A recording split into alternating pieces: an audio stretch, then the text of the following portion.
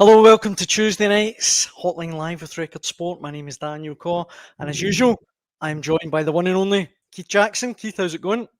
Not bad, Dan. A bit stressed out, running about the place a bit mad right up until a minute or so, and it's my fault. It's not. I can't blame Henrik, our Swedish producer, has been to blame for a couple of late starts. This one's all on me. Hands up. I meant to say actually, and for Henrik, our producer, I should have said this to him off air, but I made reference to Henrik on one of the shows when you were off, Keith, and someone wrote in, "You keep saying Henrik, is that your dog?" So he will like that. No, he's the producer. Busy week for Scottish football, Keith. Really busy.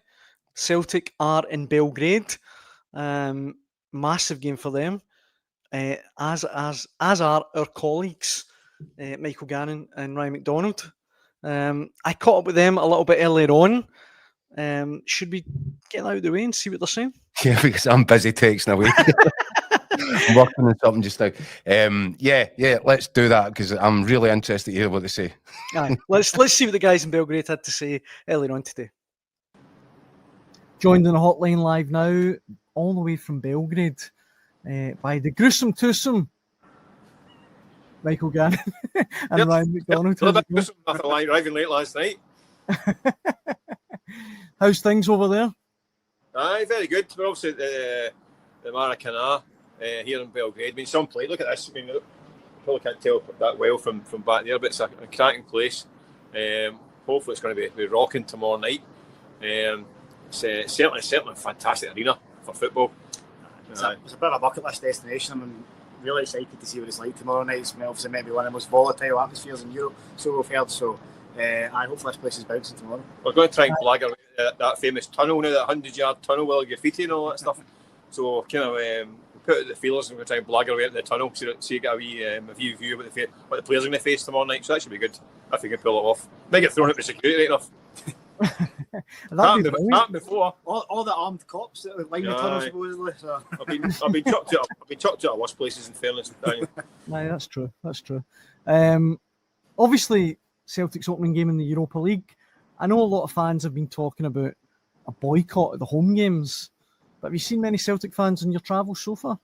We were surprised actually there weren't any at all in our flight. No, not as many as we thought. We got in late last night. There wasn't so many kicking about, and it was obviously we went straight to our bed. Obviously, being good, responsible, working hard. So we were tucked up in our beds when we got in. So we didn't get a chance to see much of the town like late last night. But I think they were starting to arrive today. I saw a few kind of kicking about this morning. I'd be interested to see how many travelled. I don't think it's a huge numbers. I don't think it's like your 3,000-4,000 and all that stuff. I think there's an estimate of around about 1,000 that are meant to travel over, which is fine, because it's obviously the first match day. It's a quick fire trip to come over to Serbia. A lot of money for people to pay as well. So, and obviously you need to get time off work, etc. So, I think 1,000 will be a decent crowd. You can actually see the away end just behind Mick there as well. It's well segregated, so hopefully there won't be any trouble tomorrow night either, because we know that the Serbian fans can be a bit crazy at times. Aye. Also, I get the impression this is going to be a kind of Champions League support group. This game, it's like two clubs that are kind of sitting on the outside of the Champions League, having aimed to be there. So we're going to be sitting in a circle, and like, "Hi, my name's Celtic. We missed out the Champions League by going to Kazakhstan. Yeah, we have Red Star. We get horsed in by Paphos." So it's a kind of there's a tinge of kind of sadness about these two teams at the moment. Having missed out on the big prize, but they're kind of dusting themselves down to kind of go to the Europa League. And it's on a Wednesday night as well, which is a bit weird. Aye, listen, it kind of doesn't feel like a kind of a Europa League Thursday, doesn't it? This new kind of format. But yeah, this is Red Star wanted to be in the Champions League like Celtic, and they I think they expected to get past Paphos. So they're kind of, you get the sense they're still a bit miserable at that as well. But now it's kind of, and same as Celtic, that's not the kind of aftershocks from Almaty are still being felt. As we've seen with the protests and all that carry on. Celtic get through that tie, I don't think you see the protests like that, despite any frustrations that have been kind of deep rooted anyway. But it's now kind of, right, okay, Europa League's what's in front of us, a chance to go and compete in a good tournament. They want to get to the knockout stage, that's their goal. They'll feel that they should get a win against Celtic tomorrow night. Although manager's what he's saying is no favourites in this tie, but he'll want to get a victory against it in this first game. Yeah. Celtic, notoriously terrible travellers in Europe, obviously. Yeah. So they'll see it as an opportunity to get 3 points. And they've yet to win in Serbia as well. 3 games in Serbia, a win which will come as a surprise to absolutely no one. Yeah. There's a few in that list, straight enough. But I mean, Red Star in decent form as well. They're top of the Superliga with 7 wins from 7. I think they scored 30 goals, conceded 5. They won the Eternal Derby at the weekend away to Partizan Belgrade as well. So they're flying coming into this game. So it's going to be some test for Celtic tomorrow and make sure they're well. The thing is as well, I know Celtic obviously got to the playoff stage in the Champions League last year, but particularly in the Europa League, they're due a run in Europe, aren't they? Really, it's been a long time since Celtic fans get really excited at going into the later stages of a European competition. Oh, it's been long overdue, but they've had some good results along the way. I mean, I remember the Europa campaign when they topped the group, won in Rome and all that stuff, and a new legend. I mean, last season had its high points as well, obviously. The home games and the away performance in Atalanta and a 20-minute spell at Aston Villa that was quite exciting and all that stuff. But it's the knockout stages. Celtic fans are desperate for a run to two or three rounds in the knockout stages, quarter-finals or even beyond. That's been long overdue. But when was the last time they won a knockout tie? What, 21 years ago or something like that? Barcelona, eh? I was only 4. Before I wasn't born. 4 or 24, one of the two. But so it's long overdue. It's just that whether or not they're equipped in this year. I think it's a tricky group. They'll be given a different group of fixtures, I should say, rather than group. I think we've given a tricky set of fixtures. Like for me, 12 points is what the probably bare minimum Celtic should be expecting and targeting. I think that'll be enough to get them through. I think we kind of discussed it in the pod this morning, didn't we? A European run is well overdue. It was, it's the funny thing is, for all the kind of mass protests about the Champions League exit, there has been fans that have said, I wouldn't mind a crack at the Europa League to try and go far in the competition and maybe emulate Rangers, how far they've done and the successes they've had in Thursday night football. So this is Celtic's opportunity to do it. Like Nick said, the 8 fixtures will be difficult. I don't think they could have had for a tougher start than this intimidating venue here behind us. But you fully expect Celtic to progress into the knockouts this time, and hopefully they can actually go further this year as well. The team as well, guys. The Celtic team. Ian Atchell started at the weekend. Really classy assist, I thought, for Tonecki's goal. Do you think he'll start tomorrow night? Well, see, we were disagreeing over this in the podcast, Celtic podcast as well. I think he might start up front. I think just because his hold-up play is good. I think he's a natural kind of focal point for the team. I think Dysmade is different in terms of running in behind and all that stuff. But if Celtic, it depends. I get if Celtic might be a defensive display required. So you get Dysmade out ball is really good. There's space behind. They might be able to exploit it. But I don't know. I think he's got options. I've kind of gone back for. I thought he might start, but now I've convinced myself he probably won't now. So I'm kind of to and fro. You think it'd be Dysmade up front? I think it'll be Tonecki on the left, Dysmade up through in the middle, and then probably James Forrest out right. I think that's the biggest talking point. Who starts out right? I don't think Balakwisha is suited to that position. Then Rodgers alluded to that last week's press conference. So I think it'll be a toss of the coin between Forrest and Yang. Yang obviously scored at the weekend, but wasn't the greatest of performances. So, and obviously we all remember that game against Kerry and Almaty, and it was a bit of a disaster for him. So James Forrest's experience at this level, he's 34, but he very rarely loses the ball in possession. Celtic need to be disciplined tomorrow, so I think Maeda will play through the middle, and actually will have a part to play off the bench. Just very finally, before I let you go, guys, predictions: will Celtic get a result tomorrow night? What do you think? I think up against it. I mean, I think you get issues obviously right back. I mean, Tony Ralston he trained yesterday and this morning. Also been out injured. Does he get straight back in? Otherwise, it's a youngster, Kobe Donovan, who's looked pretty good, I think. But it's a big test for him if he's playing just on 19. Issues at right wing. James Forrest doesn't let anyone down, but he's 34 now, and it's another big ask. And Yang's the other option.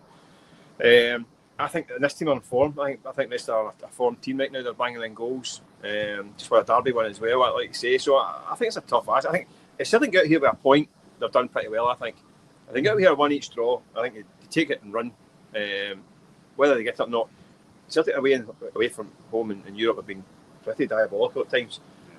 So they'll need to produce a performance a wee bit like the one. I mean, you look at last year, Dynamo Zagreb. People were moaning about that performance, but it was a disciplined display and they got a point. It was pretty crucial in the end. Atalanta with a different kind of game. It's a right top level side. They're not. Rest are not that level. So yeah, I think they can go and get a point. I think they can play smart and get a point. Yeah, totally agree with everything Michael said there. I think if they come out here with a point, it'd be absolutely fantastic as well. As I say, I don't think they can ask for a tougher opener coming to this place. So yeah, Red Star Belgrade as well. As I said, they're absolutely flying. So Celtic can get a point. It'd be a great start to the campaign and probably give the team and the fans a bit of optimism for the European campaign ahead. Guys, it's been an absolute pleasure. I hope it's an absolute cracker for you and enjoy the atmosphere. We'll check in. We'll see you tomorrow at some point, no doubt. Cheers.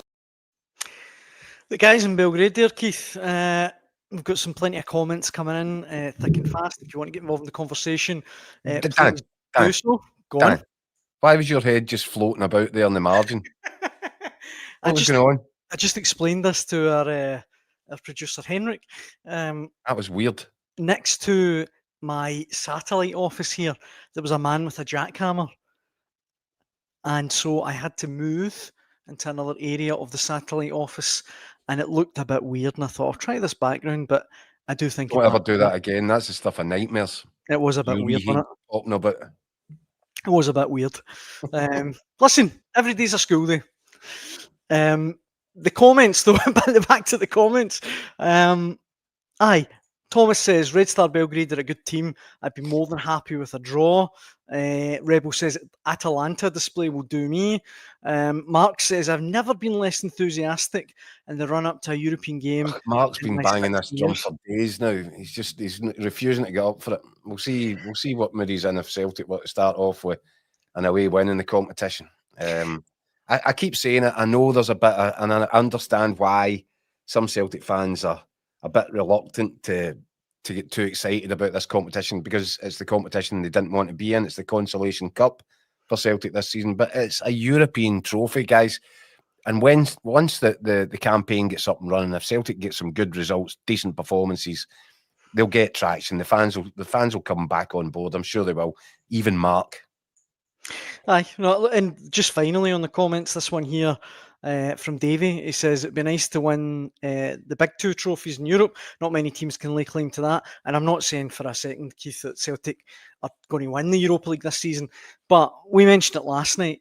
Celtic fans, whether they'll admit it or not, they must have looked at Rangers the last 3 or 4 years and thought, it'd be amazing to go on a run to a semi, a final. It'd be incredible. Yeah, I listen. Obviously, Celtic have got aspirations to be in the Champions League. We know that, right? And understandably so. They've had this domestic dominance over the period, and they want to be. It's always trying to be one better off than the guy next door, isn't it? So he buys a 40-inch telly, you get a 50-inch, etc., etc. But it is a European competition, Dan. There's massive kudos to be gained from it. I just think Celtic are just going through a bit of an unhappy period at the start of this season. I think, getting results in a competition like this could soon make the feel-good factor come back. And I'm with the guys. I think a draw away from home would represent a real solid start. That's always my formula in Europe. And I know it's slightly different now because these are one-off matches. They're not home and away ties. But I still think if you can pick up a point on the road, win your home games, you should be okay, particularly with this expanded. What was it you said the Dolphins said ahead of last season's campaign? 9 points probably got to be enough? Yeah, I think so, yeah. 90-odd%, that would be enough, yeah. 90-odd%? It was something like 90% likely to make it to the knockout stage, sorry. I thought you said if you got 90% of your points, you'd probably go through. Yeah, I'd probably go along with that. You'd probably get through that, but no, I think a point would be an excellent start for Celtic. I don't write off their chances of getting something even better than that, because I don't class Red Star as up there with your Atalantas. I see Rebel said something similar to Atalanta. I don't think it's the same level of opposition, therefore. But I do take it. I do concede that probably Celtic are a little bit weaker starting 11 than they would have been going into the Champions League campaign for all sorts of reasons that we've discussed long and weary over the last wee while. So yeah, a point I think is doable. 3 points would be utterly fantastic start. I think avoid defeat and you've got the campaign up and running, and you can start to build some momentum from that on that platform. So yeah, fingers crossed, because it's been a real disappointing summer for Scotland's club in Europe. We know that our coefficient's taking a hammering, not happy days at all. So, this Europa League campaign's about to get off and running for both the Glasgow sides. And wouldn't it be nice if they start to buck the trend, because it's been a bit depressing up until this point in Europe so far for all the Scottish clubs. Absolutely, aye. In the comments, AJSC Tech says, I'm still not over Kyrat. I know it's bratish and entitled, but Europa League feels like a dial-up internet in a wireless world. Sean, though, a bit more optimistic. He says, haven't bought my 4-game package, but now we're in the cusp of it starting. I'm optimistic about it. No Champions League teams dropping down means we should be targeting top 24 and strengthen in January. And just on the Celtic team, Keith, I wanted to get your take on this. Kenneth says right wing is a problem. I mentioned to the guys there about starting, up front. Do you think it'll be Iheanacho through the middle, or do you think it'll be Maeda? And who plays on the right? I get that was a lot of information to throw at you there, but I think you'll play Maeda through the middle. Okay. I think Taneke, how can you move him out of that left wing position after what you've seen from him in his first 2 games? I think he has to start, and he has to start in his best position. And then the right-hand side, would it be too much of a curveball to think James Forrest might start that in that position? Given that, he didn't start at the weekend. I know Yang did okay at the weekend. I think if you get a good hour out of James Forrest, I'm not entirely sure that isn't the best solution. And how many times have we said that? No matter how many wingers Celtic bring in over the course and distance, James Forrest inevitably sees them all off. Sees them off, aye. And I know he's not getting any younger, but I wonder if the kind of workload has been minimal for him, because Brendan Rodgers is looking at this and thinking, do you know what? Give me an hour.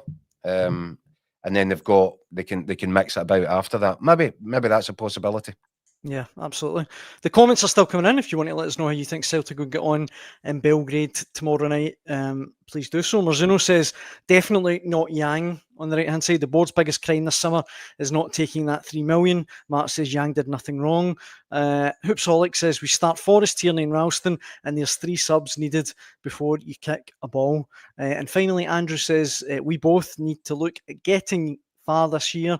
We need the coefficient up again, and never a truer word has been spoken. The coefficient is in a really, really ropey place at the minute. Yeah, well, it the coefficient kind of sums up the sort of bad blood that there is and resentment around both clubs just now. And if they're going to kind of escape the shackles of what's been going on with the protests and the kind of ill will around both clubs, then a bit of positivity in Europe would go a long way to helping that. We'll deal probably more with Rangers tomorrow night, or maybe we won't, because I think we're doing.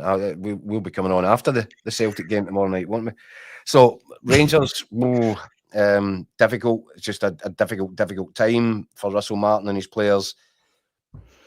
Anything less than a win is not a good start for Rangers, because it's at home. So, but if the flip side of that coin, Daniel, if Rangers could get off to a winning start in their first game at home, I think that might alleviate just a little bit of the bad feeling and set them up for a potentially tricky game at Livingston at the weekend, when, as we've discussed, depending on how Aberdeen got on tonight and on Saturday at Motherwell, Rangers could be sitting bottom of the league by the time they go to Livingston. So, what God give us with one hand, He taketh away with the other, isn't that right?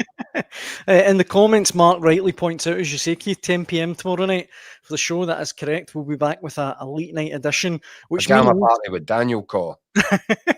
Which means this is probably my last chance to get your prediction for the game. Do you think Celtic will get a result in Serbia? Well, this is 100% your last chance of getting a prediction from me for the game. I could ring you tonight. I'm going to go. I'm going to go 2-1 Celtic. I think they can get off to a winning start. That would be an amazing start if they get a 2-1 win over there. It would be. Have you ever been? We need Scottish football needs some positive vibes. So let's look at this start of the Europa League campaign for both of these sides as a potential clean slate and a chance for them to really get up and going. I know Celtic, you know, they've not got any sort of real domestic issues other than the kind of dissatisfaction of the support and the manager with the transfer window. I get all that on the pitch to continue to get results. I've not been convinced by Celtic's performance level, and I know it was only Partick and that sounds bad, condescending. It was only Partick Thistle, but you know what I mean by that at the weekend. But I felt Celtic looked much more like Celtic, and Brendan Rodgers has talked about getting the identity of the team back, and I think that's what he was talking about: starting on the front foot, more aggressive, more quicker and sharper and more intense. And I think that was far more like it from Celtic at the weekend, although granted that this will be a far bigger test tomorrow night. Absolutely. Obviously, we're talking about that's what I was going to ask you. I know you've been to most of the big stadiums in Europe, Keith, but have you been to Red Star Stadium? I think I have, yeah. Aye, because they're talking about the atmosphere and how I have. One of the most intimidating in Europe. I think I have, but it's the terrible thing to admit, Dan. Sometimes these places all sort of merge into one. I know I've been to Belgrade. I'm just not sure. That could have been with Scotland for an international game, or it could have been with either Celtic or Rangers. Have Celtic been to Red Star? I don't think so. So maybe Rangers. Daniel, I don't know. You asked me a trick question, and my mind's already scrambled tonight. Aye. Well, look, away from the Europa League. Belgrade. Aye. Away from the Europa League, it's Premiership games tonight. They've kind of snuck into the fixtures. 2 tonight. Really big ones for all the teams involved, most notably. And for some of the teams that are not. Exactly. Dundee United against Aberdeen at Tannadice is the one that really stands out. We talked about Jimmy Teelan last night. Does he survive if he gets a defeat tonight? Well, that's entirely dependent upon the opinion of Dave Cormack. And I think that Dave Cormack is desperate to give him every chance. He's thrown the kitchen sink in terms of financially backing him. Dave Cormack and I don't always see eye to eye. I think he's made some curious decisions. I think he might be the type of guy that might make another curious decision in terms of sticking with Jimmy Teelan when more and more the mood music from Pittodrie is that the supporters are now reaching the point, or perhaps have gone beyond the point of serious concern. I've said on this show, Daniel, that I don't believe that it's a particularly great environment in the dressing room right now. And that is that's certainly a logical conclusion to draw when you see the amount of good talented players they've got there, but the results are continuing to be very, very, very hugely disappointing. But what I would say about that is, when you do have the amount of quality players that Aberdeen have recruited and that he's got in his squad now, that means they're dangerous and capable, even if it is just a one-off. And their backs are to the walls. They're arriving at Tannadice tonight in a really sticky position. Would it surprise you? It certainly wouldn't surprise me if Aberdeen had the individual quality required to get a result there, a win or a draw. And that might just ease the pressure a little bit. But, I mean, we talked about it before. This time last year, I was really excited about what Jimmy Teelan looked to be bringing to Pittodrie. I thought this guy was looking like the real deal. I liked the way that he wanted his football played, but they've just gone into a state of regression. Ever since those first 11 top flight games, it's been hard to fathom. Yeah. And that's why you do start to, then you hear noises about, perhaps not the happiest of dressing rooms. And you wonder, are these players just not buying into what they're being asked to do or being told to do by the manager right now? That's what it's starting to look like. And, very similar at Ibrox. So I think we'll come on to Rangers. You want to do that later, because there's an interesting Barry Ferguson's got a very interesting column going in tomorrow's paper and responding a little bit to Brendan Rodgers and some of the things that were said last week. We can come to that if you want later, Daniel. In terms of where Rangers are at right now, they will be keeping, even though they've got European business to concern themselves with, you're not telling me they're not keeping one eye on what Aberdeen do over the next 3-4 days, because if Aberdeen can get 4 points from Tannadice and Fir Park before Rangers go to Livingston on the Sunday, Rangers would go into that game in 12 out of 12. Absolutely. Bottom of the table. And what a hostile environment Livingston's ground could be if it's packed full of Rangers fans. They're so close to the action, so close to the pitch. That could be a real difficult, hot atmosphere for Russell Martin and his players. If they go into it on the back of a poor European result or performance on Thursday, and then go there, and if Aberdeen have leapfrogged them off the bottom of the table, that could be thermonuclear by the time they get to West Lothian. So loads to keep an eye on. And I think, there will be Rangers fans, as ludicrous as this sounds, keeping one eye on what Aberdeen's performances are like over the next 2 games, because that would be a really humiliating, embarrassing scenario for Sunday if they went there bottom of the table. You can see in the comments, Marzino points out only goal difference will be keeping Rangers off the bottom if Aberdeen win tonight, which, I remember when second wasn't good enough for Rangers. Kenneth says, Keith, Rangers will move up the table tonight because Falkirk will be minus goal difference if the Hibs win. I really do think you're clutching at straws if you're looking at Falkirk's minus goal difference to stay off the bottom of the table. It's just mad. How did Rangers get here, Keith? What's going on? Well, they appointed Kevin Thelwell as sporting director, and he in turn appointed Russell Martin as head coach, and it all went from there, Daniel. What more do you want me to say? Look, do you know what? It's difficult times, definitely for Rangers. I'm looking at these protests, and obviously, Patrick Stewart, the CEO, is the guy that seems to be really in the firing line. I wonder if the Rangers fans have picked the right target there. Because as I've said a couple of times on the show, I'm not really convinced that Patrick Stewart was the man that was heading up the recruitment. I know that he's the chief executive, therefore the buck stops at his office. But if he was cut out the loop for the recruitment process, which saw Russell Martin appointed, then I think they're aiming at the wrong man. I think Kevin Thelwell is probably a guy with even more explaining to do, albeit I do take it. I do take the point that ultimately Patrick Stewart was the guy who appointed Kevin Thelwell into the role, and whether or not he delegated responsibility to the sporting director for the appointment of a manager, which I think he did, it still brings his judgment into question if if Kevin Thelwell has then taken up the mantle and picked or made a difficult, wrong choice. Look, it's not over for Russell Martin. I've said I think he's toast. I've said that he's literally walking the green mile in terms of his position as Rangers manager. I'm not going to walk back from that because I think it's highly unlikely, and I've seen very few signs of Rangers being able to turn it around as quickly as they would have to turn it around in order to start winning back some of the supporters. As I said to you, it'd be different if they were, as good as Russell Martin made them out to be against Hibs. Then you might look at it and go, "Oh no, that was signs." I didn't see much in that Hibs performance that would give me reason to believe Rangers are about to embark on a 8, 9, 10 game winning run, which I think would be probably what's going to be required for Russell Martin to get past the point of maximum danger. And I think that's where he is, and that's where he'll stay for the time being.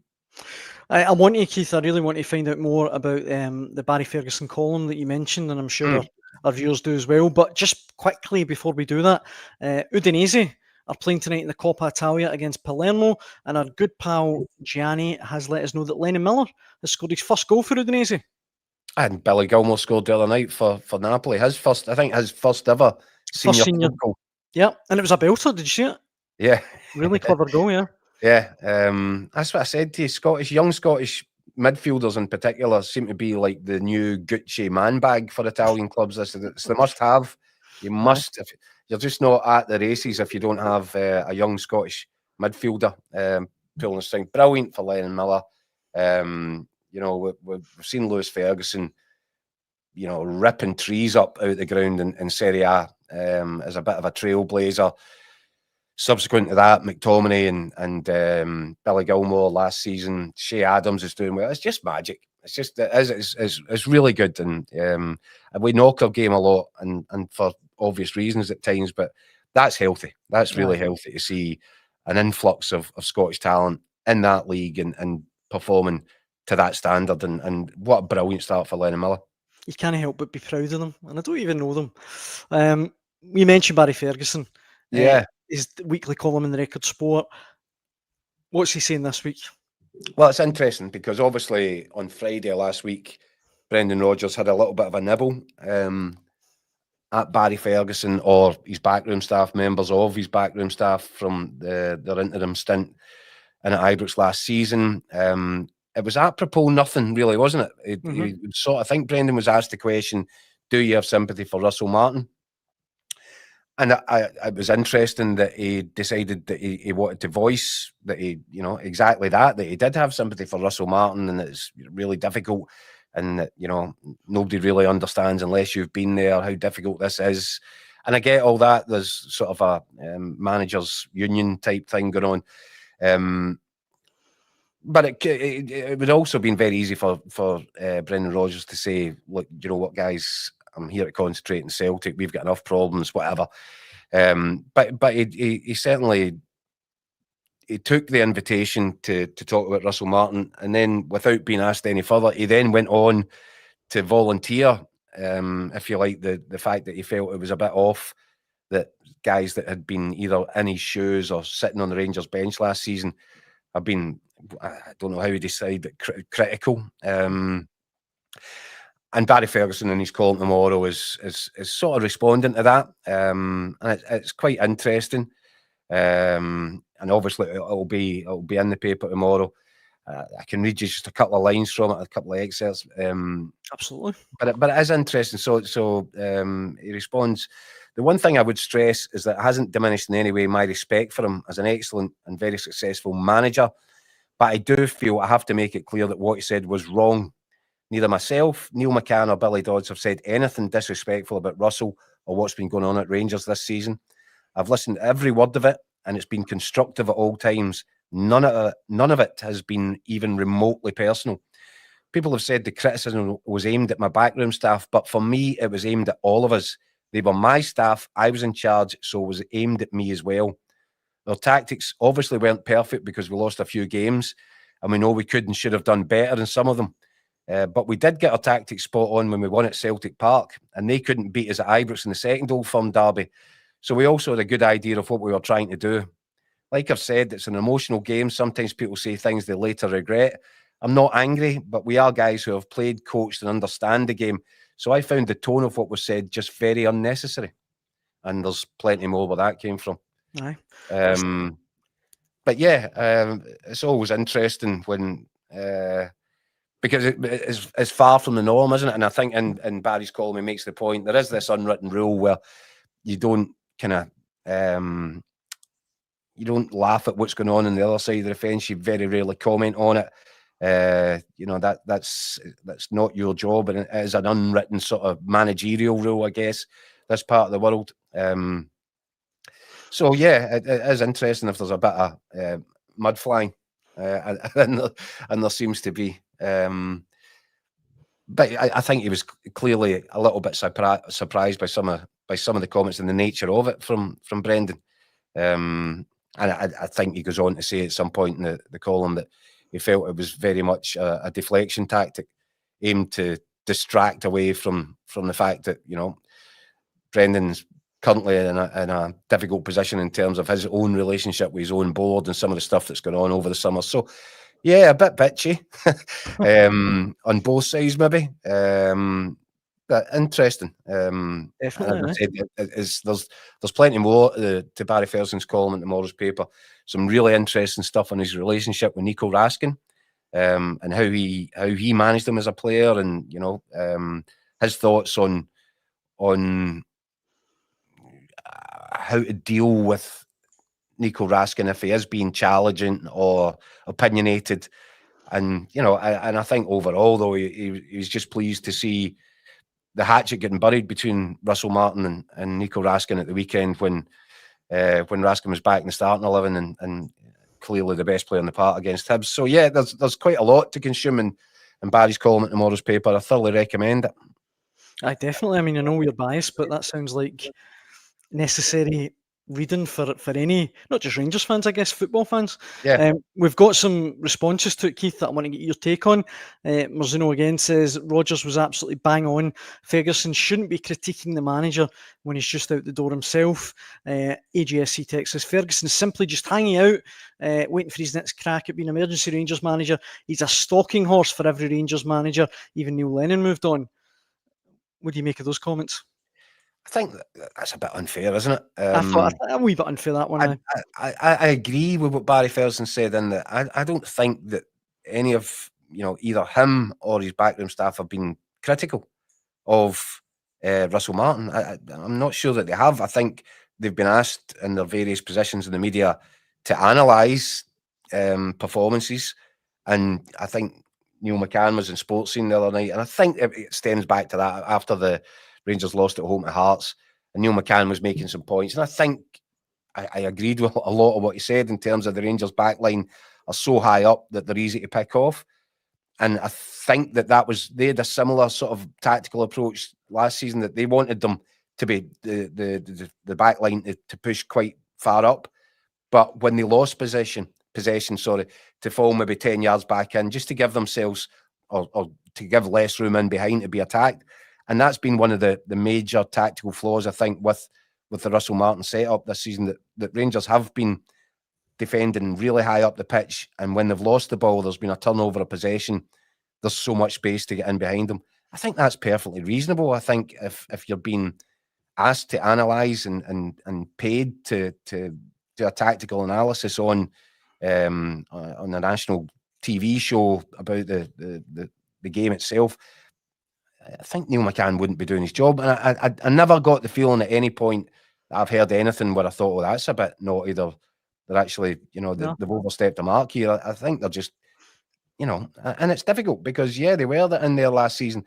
But I would certainly, about Barry Ferguson, he's kept a really low profile. And I know that as part of his ambassadorial duties for the club, he has been back at games. But you'll not see Barry Ferguson in a director's box or pictured beside anybody because he stays out the way. Mm-hmm. And I think that's a sign of deference towards Russell Martin and, probably some of the stuff that's gone on previously at that club. I think he's well advised to stay out the way. He's certainly not, hanging about or trying to impose himself on anybody or to be seen and to be present. I think he's very quietly fulfilling his ambassadorial role, and I think he actually deserves a bit of credit for that rather than criticism. But if he feels that for some reason Brendan Rodgers was having a pop at him or his backroom team, I think he's also entitled to get his right to reply, and that's what he's given in tomorrow's newspaper. Aye, definitely. Cliff in the comments says Rangers should have kept Barry Ferguson in the crew, bought more Scottish talent, Tierney and Seema, then Rodgers would really have something to, I don't know what the end of that was going to be there. Cliff? Moan about, aye. This one as well from Craigie. He says, I would rather have Baz than Martin in the Gers dugout just now. Look, far be it from me to speak for a whole body of fans, but I definitely think there is a lot of Rangers fans that feel that way. Yeah, but listen, I have to stress here, I don't think that Barry Ferguson's trying to curry favour or put himself. He is. Aye. He's got a job as the Daily Record columnist, which he had before he went in there. He's come back to do that. He's obviously going to have to comment on Rangers issues, but at no point he's certainly not taking a scattergun or being disrespectful in any way to Russell Martin. And I also don't think that he's positioning himself for, jostling to try and take over. It seems to me it's the opposite of that. He's walked out of that kind of high profile, high intensity environment. I think he's quite happy getting on about his life again and doing the things that he was doing up until he was given that opportunity or asked to take over at a time of crisis. I think, people will have a sort of Marmite opinion on Barry Ferguson. But I think I'm struggling to see what he's actually done wrong here, other than answer the call from Rangers in the first place and then return to doing the work that he was doing beforehand and actually deliberately staying out the way, staying out the spotlight. I find it hard to criticise him for any of that. Yeah, no, definitely, you're right. And just finally on this comment there saying Brendan has played a blinder. What about the theory that this was Rodgers really just deflecting from the off-field troubles at Celtic? Well, I think that's certainly how Barry Ferguson sees it. Yeah, maybe it was. I don't know because I think Brendan had quite skillfully handled some difficult press conferences up until that point, hadn't he? Mm-hmm.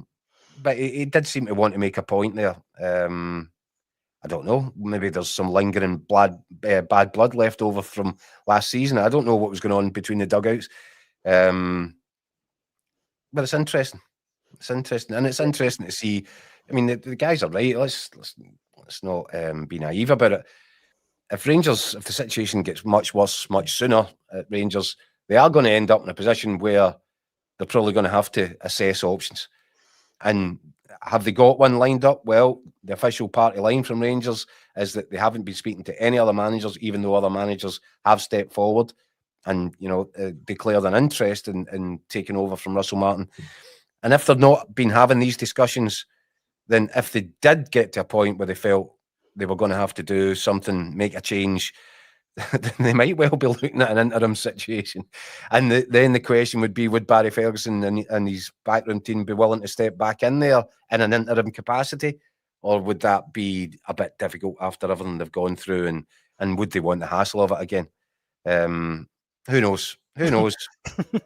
Listen, people slag Scottish football, rule nothing in. I was going to say, people slag Scottish football all the time, but listen, it's never boring. Before we finish then, Keith, the two games we mentioned earlier on tonight, hit me with your predictions. Dundee United, Aberdeen and Falkirk Hibs. Right, okay. Dundee United, Aberdeen. Dundee United have been far more impressive than Aberdeen. I really like everything that Jim Goodwin's doing. They've got off to a really solid start. So everything tells me that Dundee United at home win that game. But by just applying the twisted logic that this is Scottish football, Daniel, there's something inside me says Aberdeen will avoid defeat and maybe even win that game. I'm going to go for a 2-1 Aberdeen win. Interesting. Yeah. They're overdue. They've got some quality players. I don't think Jimmy Tillene's managing them very well right now. I don't think that he's got his tactics, his formation, his selection, anything really. It all looks a bit all over the place. But I still look at some of the players that are in there, and the situation is reaching the critical point. Is there a performance in there? Have they got the individuals? Even if they don't have the collective team unit, which they don't, have they got the individuals that can win that game? Yes. I've got a funny feeling they might. I mean, logic would tell you it's Dundee United all day long, but there's just that Scottish football factor. And it's very big, that factor, a lot of the time. You seem to be alone in the comments, though. Thomas says 2-0 Dundee United. Scott says 3-0 Dundee United. And we've got another 4-0 Dundee United. There you go. Chris says 4-0 Dundee United. And actually, I just put it up there, but we addressed it earlier in the show. Someone asking if we think that he'll still be in a job if he loses tonight. Who knows? What about Falkirk Hibs? I think because Dave Cormack's quite stubborn that way. I think it would. I'm not sure that he would be ready to pull the trigger just yet. And there's, he obviously has a connection through the delivery of the Scottish Cup last season. I'm not sure that he's in the place right now where he would need to be in order to make that decision. I think if I was him, I'd have to give it serious consideration if Aberdeen lose tonight. And I think the Aberdeen fans more importantly, are getting into similar headspace. I think they're very grateful and appreciative for what happened at Hampden at the end of last season, but I don't think they can tolerate this any longer. Nah, it's getting a bit mad. And Falkirk Hibs? Falkirk are obviously desperate to get a home win, their first home win in the top flight. I like the way that they go about it. I wonder if I'm just about to give you a very similar answer. Well, and you know, maybe not that similar, because I really wasn't impressed with Hibs at the weekend. You know, and their results haven't been great. They came close to landing a few blows in Europe, and that was good to watch. And you thought, oh, they're kind of taking off from where they left off at the end of last season. But actually, no, the results aren't good. And I thought I was worried about the level of performance that they put in at Ibrox at the weekend. I'm not sure that they've got the right balance in the side. I'm very surprised that Iredale was struggling to get a game, because I think him going into that defence last season coincided with the turnaround in results and form and uptick. And I'm just not sure they've got the same balance about them. I do like the energy and the intensity of what Falkirk are trying to do. I admire them for really wanting to have a real go. And I imagine that that's what they're going to do at Hibs tonight. And, you know, yeah, I think most people would probably expect a Hibs win, and I think I'm probably going to go same again, 2-1 Falkirk. Interesting. Well, whatever the score is, we'll be here tomorrow to pour over it all, but at the later time of 10 p.m. After obviously Red Star Belgrade versus Celtic. Thank you for all your comments tonight. We massively appreciate it. Keith, until tomorrow, it's always a pleasure. Yep, get the jammies ironed. Get the jammies, get the hot chocolate, the Horlicks out, and we hope you can join us at 10 p.m. tomorrow night. Thanks for watching.